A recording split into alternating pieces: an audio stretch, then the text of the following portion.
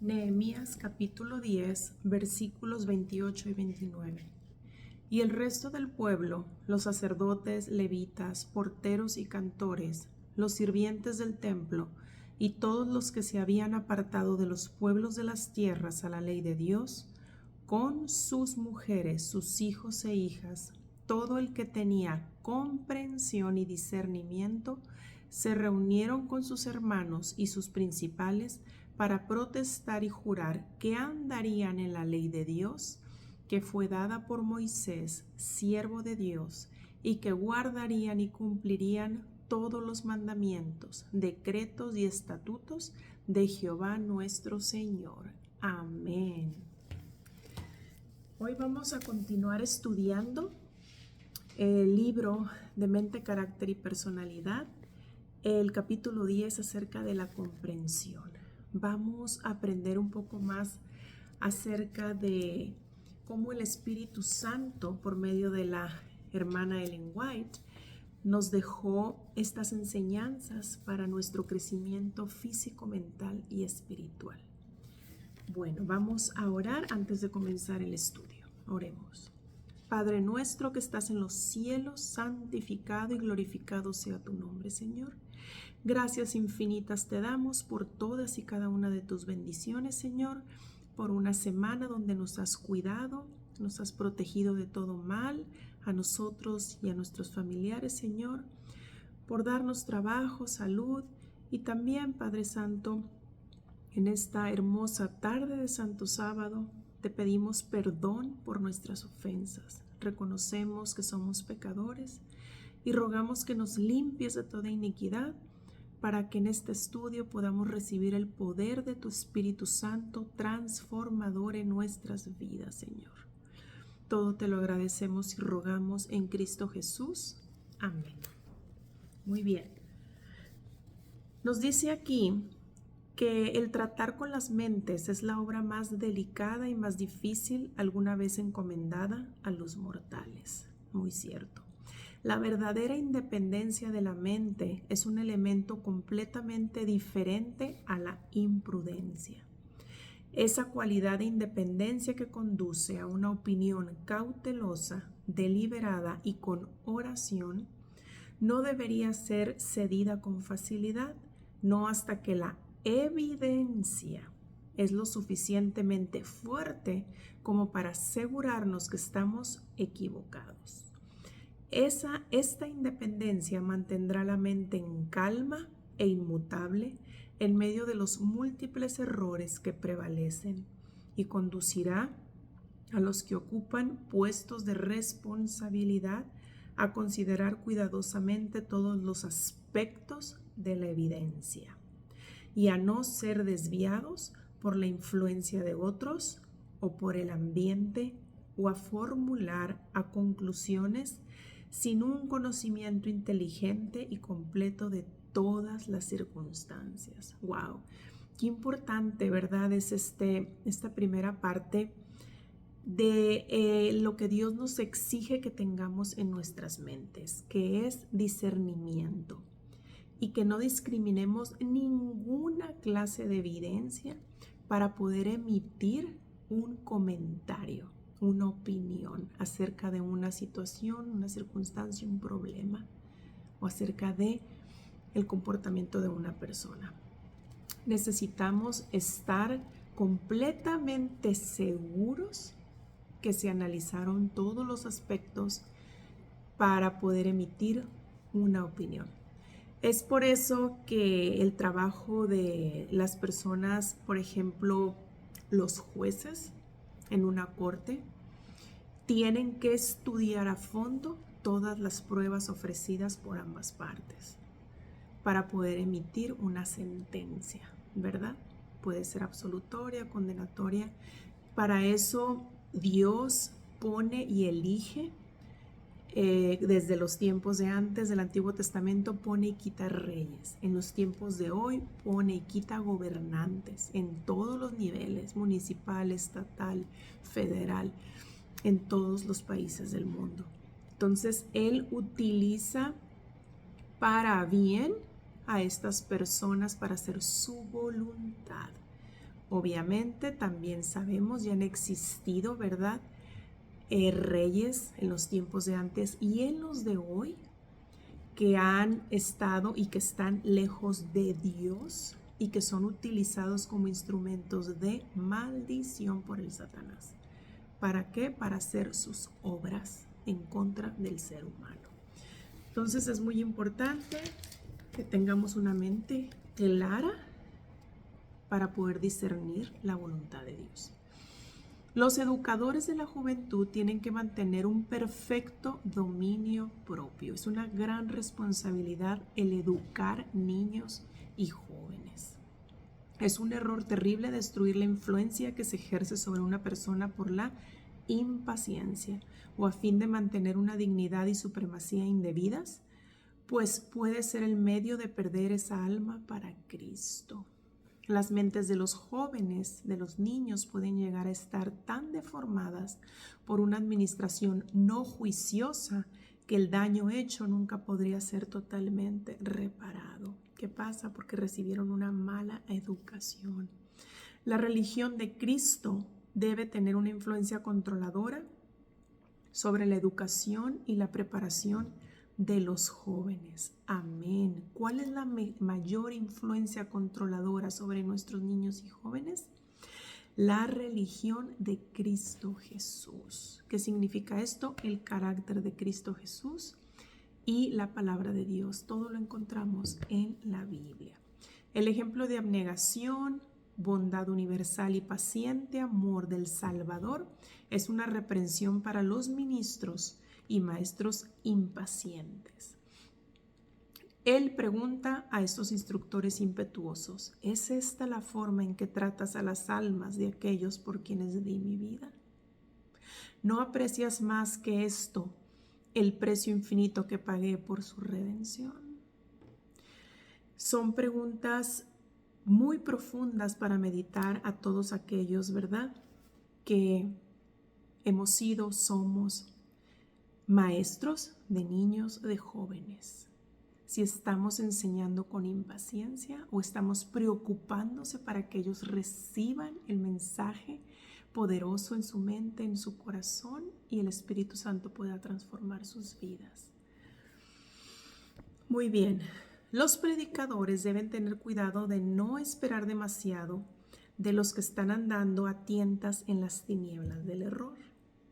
Necesitan ser pacientes y sabios para tratar con las mentes, recordando cuán múltiples son las circunstancias que han desarrollado tales rasgos diferentes en los individuos.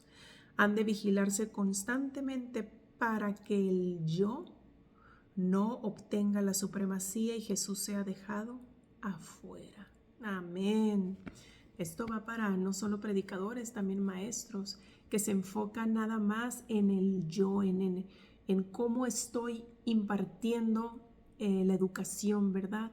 Cómo estoy llevando a cabo la clase, y se enfocan en ellos, no en sí, en transmitir, ¿verdad?, ese mensaje, esa materia a los alumnos, ¿verdad? También aplica en el hogar. En el hogar, no enfocarse los padres en el yo, en ese poder autoritario de ser padres, sino en realmente qué queremos enseñarles a nuestros hijos con esas lecciones. Solo aquel que lee en el corazón sabe llevar a los hombres al arrepentimiento. Amén. Únicamente su sabiduría nos proporcionará éxito en alcanzar a los perdidos. Podemos erguirnos, imaginarnos ser más santos que ellos, y por acertado que sea su razonamiento o verá su palabra, no conmoverán los corazones.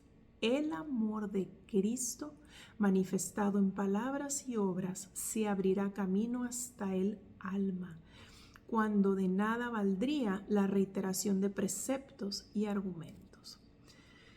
Una persona que no tiene el amor de Cristo en su corazón, obviamente no puede transmitir ninguna enseñanza a alguien más solo por tener el conocimiento, los preceptos o los argumentos, ¿verdad? Para nuestro Dios no vale de nada. ¿Por qué? Porque estas personas están enfocadas nada más en alimentar el yo, no en estar preocupados por esos alumnos, por esas personas que están hambrientas de recibir esa enseñanza, ese mensaje. Muy bien. Dice, no todos están preparados para corregir a los que yerran, no tienen sabiduría para tratar con justicia a la vez que con amante misericordia. Que se necesita también justicia y misericordia. No se inclinan a ver la necesidad de mezclar el amor y la tierna compasión con las reprensiones justas. Algunos son siempre y necesariamente severos y no sienten la necesidad de escuchar al mandato del apóstol cuando dijo, tengan compasión de los que dudan, a unos sálvenlos sacándolos del fuego. Judas 22-23. Es muy importante la compasión y el amor por las personas, porque sin compasión no podemos llegar al corazón de las personas. Debemos de estar realmente preocupados, ¿sí?, por su bienestar, porque ellos sanen su mente, su corazón, su espíritu. Es lo que Dios quiere que nosotros hagamos, ¿verdad? Al compartir ya sea su palabra o al ser maestros de cualquier otra ciencia o al predicar su palabra simplemente, que lo hagamos con sabiduría, con misericordia, con compasión. La carencia de una fe firme y de discernimiento en las cosas sagradas debieran ser causas suficientes para separar a cualquier hombre de la obra de Dios. Una persona sin fe firme y sin discernimiento de las cosas sagradas no puede servir en la obra de Dios. Aquí es muy claro. De la misma manera, el ceder al mal genio, el espíritu rudo y dominador, ponen de manifiesto que quien los posee no debe ser puesto donde tenga que decidir asuntos importantes que afectan la heredad de Dios. Una persona apasionada, esto es muy importante, que significa que es controlada por sus emociones. Una persona apasionada no debiera tener trato alguno con las mentes humanas. No se le puede confiar la atención de asuntos que se relacionan con los que Cristo compró a un precio infinito. Si se pone a dirigir hombres, herirá y magullará sus almas, porque carece del toque refinado y la delicada sensibilidad que imparte la gracia de Cristo. Su propio corazón necesita ser enternecido, subyugado por el Espíritu de Dios. El corazón de piedra no se ha transformado en corazón de carne. Porque al final, cuando una persona que trata con las mentes humanas, que es apasionada, se está enfocando en ella misma. No se está enfocando en el mensaje, ni en las personas, ni en fijar sus ojos en Cristo Jesús, en hacerlo para su honra y su gloria. Entonces es muy importante tener un corazón, dice, enternecido, subyugado por el Espíritu de Dios y permitir que el Espíritu Santo use a esa persona para la obra de Dios. Muy bien. Hay más dificultades en esta obra que en algunos otros ramos comerciales, pero las lecciones aprendidas, el tacto y la disciplina los capacitarán a ustedes para otros campos de utilidad, donde podrán ministrar en favor de las almas, ¿verdad? Este mensaje es muy importante también porque va un poco enfocado a consejos para el colportor. ¿Quién es el colportor? Aquel joven, aquella señorita que trabajan en la obra de Dios, vendiendo, ¿verdad?, libros, revistas, toda esta bibliografía que sirve para el crecimiento mental, físico y espiritual de las personas. Los colportores. Es una obra muy bonita para nuestro Dios, ¿verdad? Muy bien. Dice, los que aprenden en forma muy pobre las lecciones y son descuidados y bruscos al acercarse a las personas manifestarán la misma falta de tacto y capacidad al tratar con las mentes si entraran en el ministerio. Amén.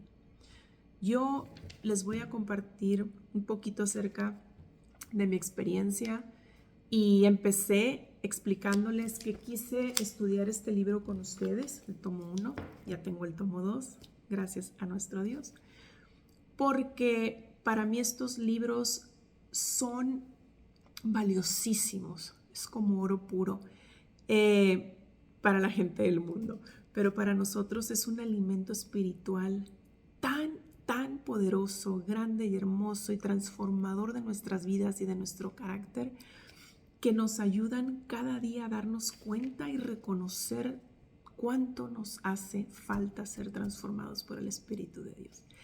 Entonces, como yo lo estoy viviendo y empecé a vivirlo hace 7 años atrás, ¿qué es lo que yo hago? Quiero compartirlo con ustedes, porque yo he visto el poder transformador de Dios, cómo sigue trabajando en mi vida, cómo me sigue mostrando todos mis errores cada día, mis defectos de carácter, mis pecados, y cómo me doy cuenta que tanto necesito de Dios, de su palabra y de estos libros maravillosos que nos ha dejado. Muy bien. Ahora vamos a hablar un poco de cómo enfrentar los impulsos, la impaciencia, el orgullo y la estima propia. El tratar con las mentes humanas es la obra más delicada que se haya confiado alguna vez a los mortales, como lo dijimos antes, a los maestros y a los predicadores, los cuales necesitan constantemente la ayuda del Espíritu de Dios para poder hacer correctamente su trabajo. Entre los jóvenes que asisten a la escuela se encontrará una gran diversidad de caracteres y educación.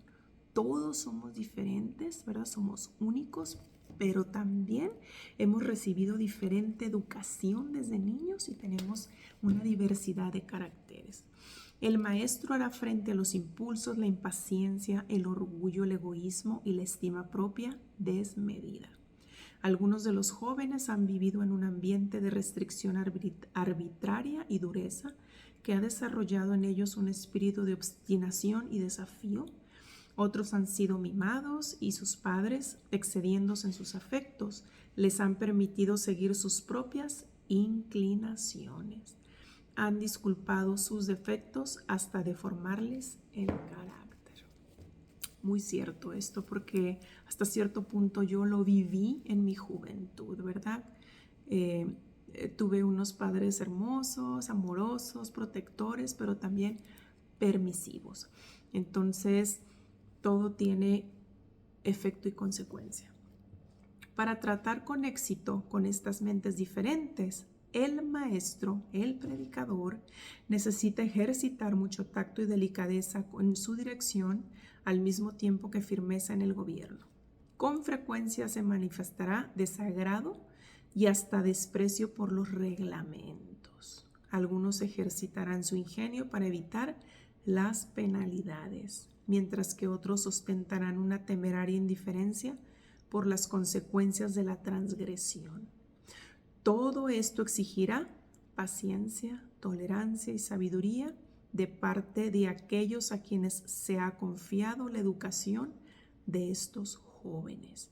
Y no hablamos nada más en las escuelas de los maestros, de los predicadores y maestros en la iglesia, también aplica a los padres en el hogar, en la educación de sus hijos, niños y jóvenes, ¿verdad? Un maestro puede tener suficiente educación y conocimiento en las ciencias para instruir, puede estar muy preparado, capacitado, con maestrías, doctorados, etc. Pero se ha averiguado si tiene tacto y sabiduría para tratar con las mentes humanas. Eso es muy diferente, muy diferente. Si los instructores no tienen el amor de Cristo en su corazón, no son idóneos para llevar las graves responsabilidades confiadas a quienes educan a los jóvenes. Amén. Qué importantísimo es esto.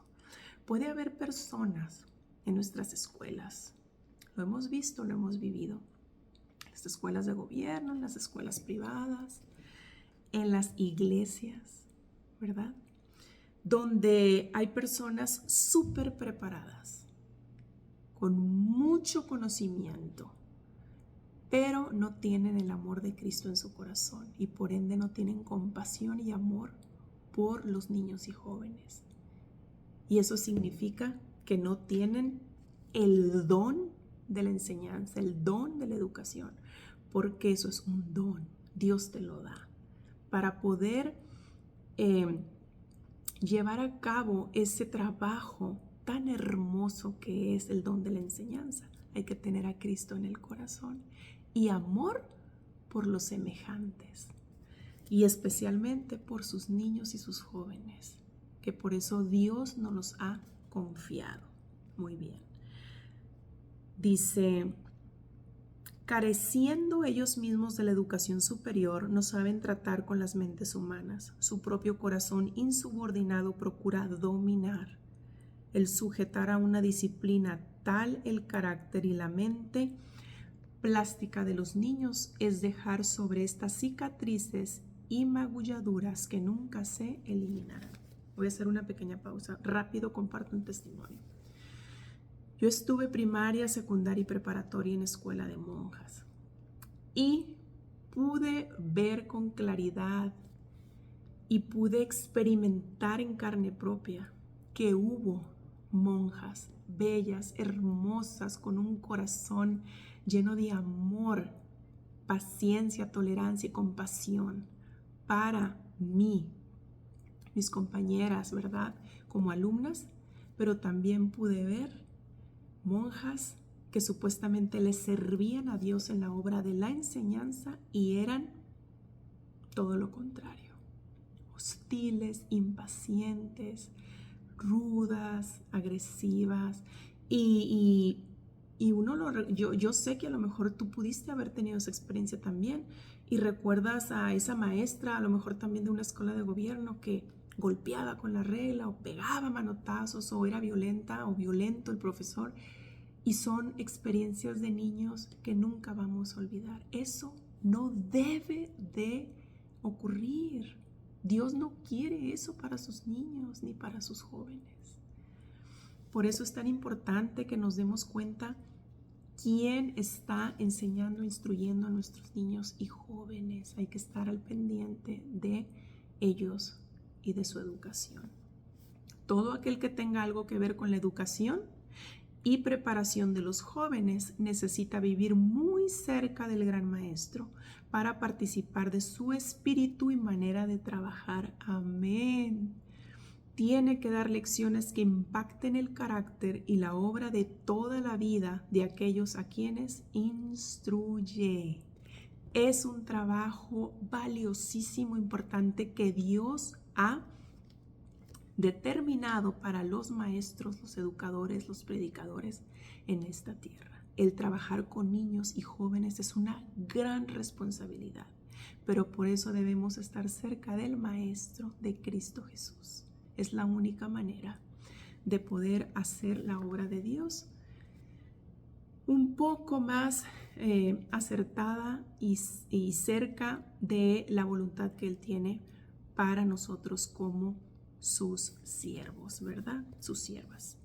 En toda enseñanza verdadera es esencial la relación personal. Al enseñar, Cristo trató individualmente con los hombres. ¿Cómo? Individualmente. Debes de conocer si eres maestro, maestra, predicador, conocer a cada uno de tus alumnos, a cada uno de las personas que asisten a la iglesia, ¿verdad? Sus necesidades, sus aflicciones, sus vidas. Educó a los 12, dice a los 12 discípulos por medio del trato y la asociación personales. Sus más preciosas instrucciones fueron dadas en privado y con frecuencia a un solo oyente. Estaba Jesús en reuniones y en pláticas uno a uno, ¿verdad? Tenía sus pláticas individuales con cada uno de sus discípulos. Los conocía perfectamente. reveló sus más ricos tesoros al honorable rabino en la entrevista nocturna celebrada en el Monte de los Olivos y a la mujer despreciada junto al pozo de Sicar, porque en esos oyentes percibió un corazón sensible, una mente abierta, un espíritu receptivo. Amén. Ni siquiera la muchedumbre que con tanta frecuencia seguía sus pasos era para Cristo una masa confusa de seres humanos, ¿verdad? Eran personas que nomás iban siguiendo a la multitud sin realmente conocer a Cristo, tener el deseo de acercarse a Él y ser transformados. Hablaba y exhortaba en forma directa a cada mente y se dirigía a cada corazón. Observaba los rostros de sus oyentes. Veía cuando se iluminaban sus rostros, Jesús lo veía. Notaba la mirada rápida y de comprensión que revelaba el hecho de que la verdad había llegado al alma y su corazón vibraba en respuesta con gozosa bondad. Amén. Qué hermoso, ¿verdad? Y yo te pregunto a ti en este momento, ¿tienes esa relación personal con Jesús, con Cristo Jesús? Él puede ver cuando se ilumina tu rostro de felicidad, cuando permites que el Espíritu Santo impacte, impresione tu vida, tu mente, cuando estudias su palabra, cuando haces su voluntad. ¿Tienes tú esa relación con Cristo? Si no la tienes, es el momento de ir a Él, ahorita en oración. Abre tu corazón a Cristo Jesús y dile: ven, Señor, quiero ser transformado, transformada por tu Espíritu Santo, quiero hacer tu voluntad, quiero entregarte mi vida, te acepto como mi Rey y mi Salvador. Es el mejor lugar en el que puedes estar, a los pies de Cristo, y rendir tu vida y tu voluntad a Cristo Jesús. Muy bien. El maestro cuya capacidad física ya está debilitada por la enfermedad o el exceso de trabajo debería prestar especial atención a las leyes de la vida. Esto es otro punto muy importante, el exceso de trabajo. Una persona que no está en su capacidad máxima mental para poder instruir o enseñar a otros, no debe hacerlo. Es una persona que no está capacitada. Es una persona que tiene que primero recuperar, ¿verdad?, su salud física, mental y espiritual para poder ser capaz de transmitir ese mensaje, ¿verdad?, de servir en la obra de nuestro Dios. Entonces, no se puede con una capacidad física debilitada, con una enfermedad o con un exceso de trabajo, ¿verdad? Necesita tomarse tiempo para la recreación. No tiene que cargar sobre sí mismo responsabilidades adicionales a su trabajo, las cuales lo abrumarán física o mentalmente, tanto su sistema nervioso que se desequilibra, porque en este caso se incapacita para tratar con las mentes y no puede hacer justicia a sí mismo o a sus alumnos, ¿verdad? Dice, los médicos deben ser hombres y mujeres de fe y espiritualidad. ¿Quiénes? Los médicos, los que tratan con la salud de las personas, la salud mental, la salud física. Han de poner a Dios su confianza. Amén. Dice también, hablemos un poco de cómo debe de decirse la verdad en todo momento. Hablando un poquito de los médicos, dice, hay un tiempo y una oportunidad apropiados para hablar cuando las palabras no ofendan. Los médicos no deberían tener exceso de trabajo y sus sistemas nerviosos debilitados, pues esta condición del cuerpo no favorece una mente tranquila. Si no están bien físicamente, les afecta mentalmente, no pueden pensar con claridad, por más preparados y capacitados y experimentados que estén. Y sus nervios, dice, tienen que estar serenos y tener un espíritu alegre y jovial. Son características indispensables de los médicos. ¿Qué pasa? Si no tienen esto, si no pueden ellos tener su sistema nervioso al 100% y su condición física también, así como una mente tranquila y sus nervios serenos. ¿Qué pasa si ellos no tienen esto? Cometen gravísimos errores, como cuáles: dar un diagnóstico equivocado, una prescripción errónea, equivocarse de medicamentos. Ahí ha habido médicos que han matado a pacientes por esos errores. Incluso también negligencia, por no atender a tiempo en el momento perfecto a un paciente. Negligencia, ¿por qué? Porque no están en sus 5 sentidos, porque están debilitados física y mentalmente. Entonces, Dios da este trabajo, esta responsabilidad tan grande a los médicos, a los profesores, maestros, predicadores, para trabajar con las mentes humanas, siempre y cuando ellos están capacitados para hacerlo, teniendo a Cristo en su corazón, teniendo una fe firme, ¿verdad? Siendo compasivos, siendo misericordiosos y teniendo esa relación personal con Cristo Jesús. Muy bien, me voy a apurar aquí porque yo sé que corre el tiempo. Aquel que se hizo hombre sabe solidarizarse con los padecimientos de la humanidad. Estamos hablando de nuestro Señor Jesucristo. Cristo no solo conoce a cada alma, así como sus necesidades y pruebas particulares, sino que conoce todas las circunstancias que irritan el espíritu y lo dejan perplejo. Jesús conoce todo lo que nos irrita. Tiende su mano con tierna compasión a todo hijo e hija de Dios que sufre. Aquellos que más sufren reciben mayor medida de su bondad y compasión. Los conmueven nuestros achaques y desea que pongamos a sus pies nuestras congojas y nuestros dolores y que allí los dejemos. Amén. Es una oración que a mí me encanta y te invito a ti que cuando ores le entregues a Cristo Jesús tus cargas, tus sufrimientos, enfermedades, todo lo que no está en tus manos resolver. Entrégaselo a nuestro Señor Jesucristo y Él te va a ayudar. Recuérdalo, Él está a tu lado en ese dolor, en ese sufrimiento. Las buenas obras son el fruto que Cristo requiere que llevemos. ¿Qué? Las buenas obras. Palabras bondadosas, actos de bondad, de tierna compasión por los pobres, los necesitados, los afligidos. Los ángeles llegan a estar muy cerca y un acorde responde en el cielo. Amén. Cada acto de justicia, misericordia y bondad produce melodías en el cielo. El Padre desde su trono contempla a quienes realizan estos actos de misericordia y los cuenta entre sus joyas más preciosas. Amén. Así que no tengas duda de cada acto de misericordia que realices en tu vida por tus semejantes. Dios lo oye, Dios lo ve. Y dice que los cuenta entre sus joyas más preciosas. Dice en Malaquías 3:17, serán para mí especial tesoro, dice Jehová de los ejércitos, en el día en que yo actúe. Amén.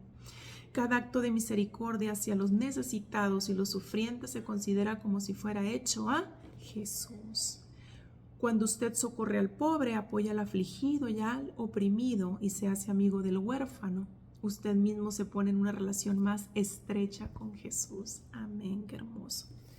La verdadera bondad entre el hombre y sus semejantes ha de ser la señal que distingue a los que aman y temen a Dios de los que desconocen su ley. Amén. Que es la verdadera bondad entre el hombre y sus semejantes y que debemos de tener el temor de Dios, ¿verdad? Dice en Oseas 6:6, Él fue un poder sanador, misericordia quiero y no sacrificio. Dijo, esta es la prueba que el gran autor de la verdad usó para distinguir entre la verdadera religión y la falsa. Dios quiere que sus médicos misioneros trabajen con la ternura y compasión que Cristo mostraría si estuviera en nuestro mundo. Tristemente ahora nos topamos con muchos médicos que lo único que les interesa es el dinero, la avaricia. No se preocupan por los sentimientos, por las necesidades y los padecimientos de los enfermos. No te ponen atención, te ignoran y es muy triste y muy doloroso. Pero déjame decirte que Dios lo ve todo.